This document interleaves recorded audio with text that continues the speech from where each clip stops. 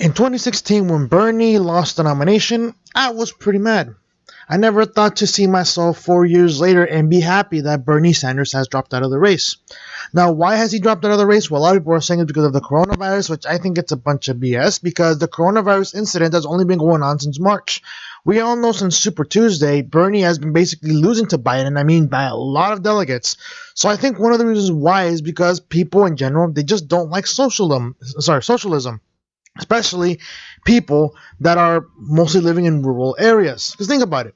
Do you really want a socialist individual to be running your country? I mean, think about it. What about all those Venezuelan refugees and all those North Korean refugees? What about those, Cuban refugees who live in Florida, who escaped, Fidel Castro's regime of socialism, and yet to have another guy preaching, not only preaching socialism, but actually recognizing some quote unquote good things about Castro's regime? I'm sorry, but a lot of people are not big fans of that. Not to mention, a lot of those people who do not like socialism tend to be of Hispanic origin.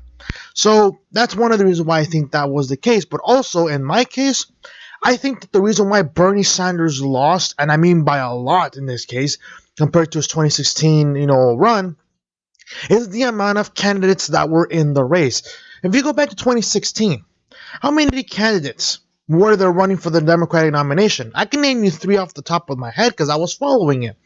But I know that the top three usually were Hillary Clinton, followed by Bernie Sanders, and I think it was Governor O'Malley. I think that was his name. Was it his name? I could be wrong. But the point is, there were three people. There wasn't a lot of people. Therefore, you have less options, and therefore the Democrats would choose between Hillary Clinton or Bernie Sanders. Now, a lot of Democrats, a lot of moderates didn't like Hillary Clinton. People like myself didn't like Hillary Clinton because I thought she was a corrupt individual. Not to mention, she's a major flip-flopper on a lot of issues. That is why a lot of people chose to pick Bernie over Hillary. Now, does that mean that in 2020 Bernie Sanders lost his, he lost his flame, has lost his fire because of Biden? I don't know, maybe. I mean, Biden to some degree, you could argue that he's more likable amongst Democrats, considering that he was Obama's BP. But even then, Biden isn't that much of a strong contender, so it makes me wonder what could have caused all this. Well, my opinion, and I'm not a fact, my opinion is too many candidates. Specifically, however, is Elizabeth Warren, because we all know Elizabeth Warren acted on the same campaign promises as Bernie Sanders. The only difference is that she was a woman. That's it. But I think it was just because there are a large amount of candidates running. I mean, we started the season of the election with like 20 plus Democratic candidates, and I'm thinking to myself, this is way too many, especially for a president who was an incumbent. But like I said, things can happen, things can go wrong.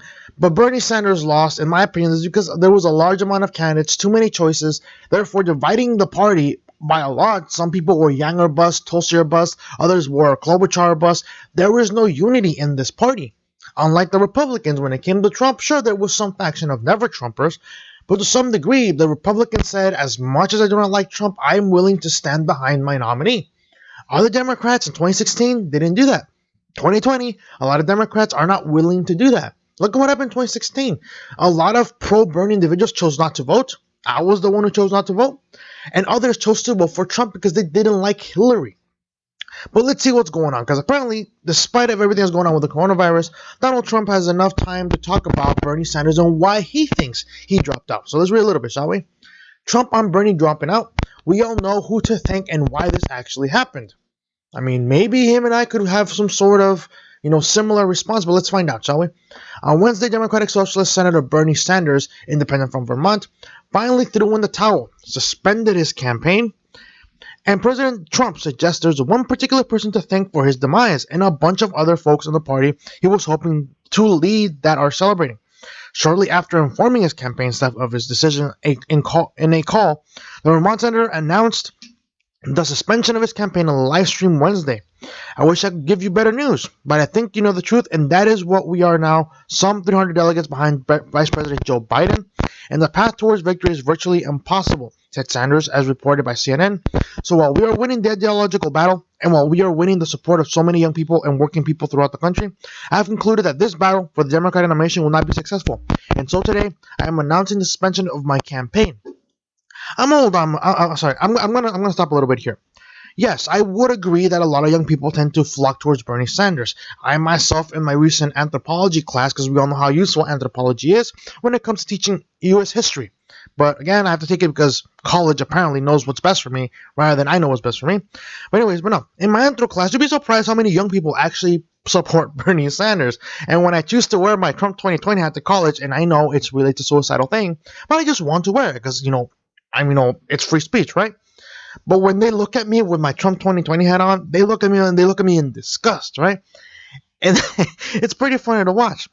But yes, in that case, yeah, a lot of young people tend to like Bernie Sanders. I know because I was one of those young people. But then as I got older, as I got a job, first of all, an actual job. No, not an internship for like a gender studies professor. No, no, no. I mean an actual job in the real world, working fast food and dealing with a lot of very horrible people. Instead of complaining about it, you know what I do? I had to toughen up. I had to grow thick skin. That's what a lot of people do, but these people do not have thick skin. But the thing is, as I was young, I supported Bernie Sanders. As I got a job, I got older, I moved up through my own merit, meaning that I didn't cry about increasing the minimum wage. I thought to myself, I want 15 bucks an hour now, but I'm not going to wait for the government to give it to me. I'm going to move up and I'm going to get that raise through hard work and by taking on more responsibilities. Not to mention, I get better benefits too, so it's a win-win, right? But other people, like these individuals, they never grasp the idea of a real world. They make little to no money. That's why they're mad. Not to mention, in many cases, they have no incentive to move up. In my case, I wanted to make more money. I wanted to get more benefits, so I decided to take on more responsibility. That's the cost of getting a higher salary. So if anything, you could say that what made me more conservative, not an entire conservative, but more conservative, was me basically growing up. And in some degree, it actually is true. After starting off the primary season with a bang, taking the lead and close to it in each of the first three primaries, a development that sent shockwaves through presumptive nominee Joe Biden's suddenly imploding campaign, Sanders saw his prospects dramatically darken as after moderates rushed to Biden's rescue and helped the former vice president blow Sanders out in South Carolina on Super Tuesday. And this is why, if anything, both parties need to aim to win over the independents. That is why, when it comes to the Republicans, there's a reason why a lot of Republicans, as much as they tend to be very right leaning, the moderates tend to win. Because the goal of the general election isn't to win over your party, it's to win over moderates. The primaries is where you win over your party. The moderates, you win them in the general. Because guess who's not voting in the primaries? The moderates, the independents. Those people are not voting for you in the primaries. Because think about it. Do you really think Donald Trump is going to try to win over, let's say, a Republican in Nevada? Not really. The guy probably voted for him, right? But you know who he's going to try to win over? Joe Schmo, the moderate, who doesn't like to pick parties, who's has a 9 to 5 job in a factory, or let's say, or as a truck driver. That's the person. That's the person Donald Trump wants to win over. The indecisive ones. It's really hard to win over individuals who've already made up their mind. But people who are not sure, they're a lot easier to win over. Well, Biden's the big winner here. The person most to blame for the Democratic Socialist downfall, Trump suggested in a tweet Wednesday, is Sanders' fellow far-left Senator Elizabeth Warren. And I actually was right, apparently. But again, I do believe that Elizabeth Warren did play a major role. But in my argument, it's not just Elizabeth Warren, but also the DNC's actions of trying to screw Bernie over. I mean, think about it. They refused to acknowledge Tulsi Gabbard and Andrew Yang in some polls in order to qualify for debates, but the DNC is willing to actually change the rules for Mike Bloomberg. That doesn't make him look good. At the same time, Elizabeth Warren, to some degree, she's just basically a female version of Bernie Sanders. That's the only difference. Not to mention, she actually put him under a scandal that Bernie said a woman can never be president. And I'm thinking to myself, are you serious? Bernie Sanders, the guy who was talking about intersectionality and all that, is a sexist? It's kind of hard to believe. Not to mention Warren is a pathological liar. But like I said, it's somewhat of a similarity. I do believe she did play a role, but if anything, it's just the DNC's corruption. I mean, in general, but also the amount of candidates. We're talking about 20 individuals who ran for the Democratic nomination. When you have more options, you're gonna be more divided. For example, if you have a group of 10 people and you have two food choices, pizza or hamburgers, now if you choose not to eat, you're gonna starve, right? I know it sounds like a little bit scary, but if you give people two options, a hamburger or a pizza, people are gonna have to make a choice or they starve. Now imagine the same group of people. Now you give them four options: pizza, hamburger, Chinese food, and tacos. Now you have more options. Now you have more division because some people who didn't like pizza, now they have tacos and they prefer tacos over pizza, right? That's the problem when it comes to what happened when the Democratic nomination process. That there was too many people, and the DNC allowed them all to take the stage, and therefore dividing the spotlight, and not to mention creating all these factions of Yang or bust, Tulsi or bust, Bernie or bust, Biden or bust. It's insane.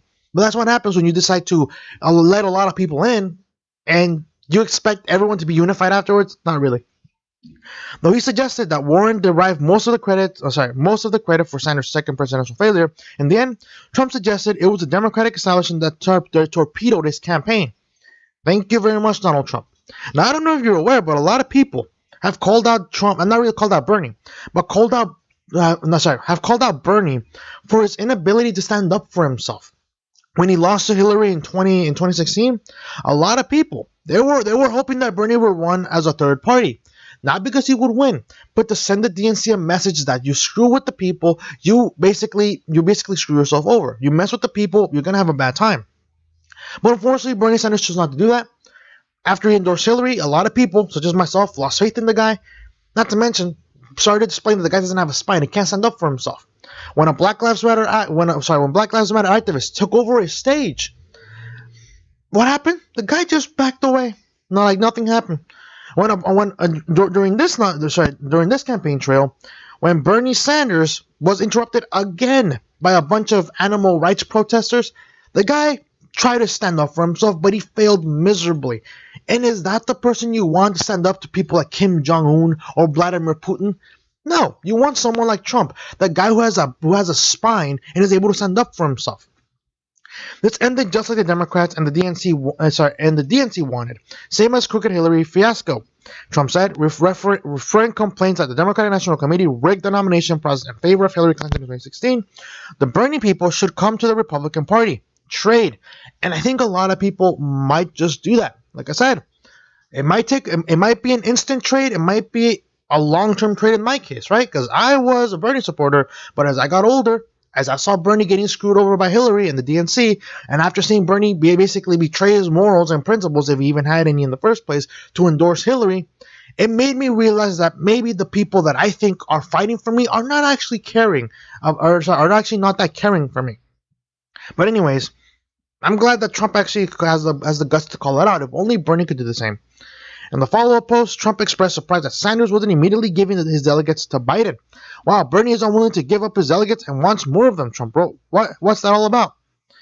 And then, actually has a tweet from Donald Trump. Apparently, it's not something that the Daily Wire actually put up. But let's read the tweet, shall we? From Donald J. Trump, it reads, Bernie Sanders is out. Thank you, Elizabeth Warren. If not for her, Bernie would have won again almost every state on Super Tuesday. This ended just like the Democrats and the DNC wanted. This ended just like the Democrats and the DNC wanted. Same as the crooked Hillary fiasco. The Bernie people should come to the Republican Party and basically trade. And then again, it's just Trump calling it out like it is. But is Bernie gonna use this to win over some moderates who voted for Trump? I don't think so. We all know Bernie is a major Trump hater, and he doesn't want to be any remotely related to Trump. But let's see how this turns out. The Daily Wire's Emily Sonodi wrote on Wednesday, Sanders' delegate game is likely about trying to gain more influence in the party. Sanders has not said yet whether he intends to redistribute his 897 delegates to Joe Biden, who currently has 1,208, wrote Sonodi. More likely, he will retain the support in order to press for greater influence over the Democratic Party's platform, which will undergo a major makeover at the convention in August. Now, apparently this is the last paragraph, so I'm going to just finish it off. One of the big signs that Sanders was truly out of contest, Sonodi notes, came in late March when the most prominent far-left surrogate, Representative Alexandria Ocasio-Cortez, broke with the campaign and declared a need to solidify around the presumptive nominee. Meanwhile, as CNN reported, Sanders' fundraising machine, the most successful grassroots donor effort in American political history, was over the last month repurposed into a feeder for public health groups. But actually, after reading this article, I want to add another thing as to why I think Bernie lost and why I think contributed to his losses. He surrounded himself with a lot of far-left individuals, and to some degree, a lot of people are not very big fans of that. For example, AOC is a huge supporter of actually, removing ICE, like abolishing ICE and CBP. And I'm thinking to myself, A lot of people don't do that. Moderates from the left and the right, right? My mom, for example, she identifies herself as a Democrat, but not as a Democrat, the one that Bernie Sanders sees himself as, or AOC does. She's more of a liberal, some degree, not a leftist, but a liberal. She believes in ICE. She believes in CBP because she believes to some degree we need border protection to stop criminals who are going to cause harm to our citizens. Not to mention, in this case, because again, and apparently ICE and CBP are benefiting us right now, is stopping the spread of disease. So when you think about it, in a time of crisis, do you really want to support someone who has a supporter, right? Who is advocating for the abolition of border security in general? I don't think so. No one would want that. But again, Bernie Sanders, if anything, I think the main reason why he lost is because, again, the DNC doesn't like Bernie Sanders and they want to keep him out. So, do you think Trump is right in calling out the DNC? Do you think Trump is correct on who is to blame for this? For this, I would say, disappointing race of Bernie Sanders. Because I mean, let's face it, the guy performed better in 2016 compared to 2020. But in my case, I think it's because large amount of candidates, you have too many choices, therefore you create more factions, you sow in more division amongst your party, therefore making it harder for the party to unify and rally behind one candidate, especially a candidate that a lot of people do not like. Or do you think it was a specific individual or a specific set of individuals, such as the ones who are running the show in terms of the nominating process for the Democratic Party? Let me know what you guys think in the comment section below. If you like this video, hit the like button, subscribe if you're new, share it with your friends, especially if they're Bernie supporters. Share them this video. I want to know from them why they think Bernie Sanders lost. Is it in regards to the DNC? You think it's because of the amount of candidates, etc.? Let me know what you guys think in the comment section below, and I'll see you guys next time.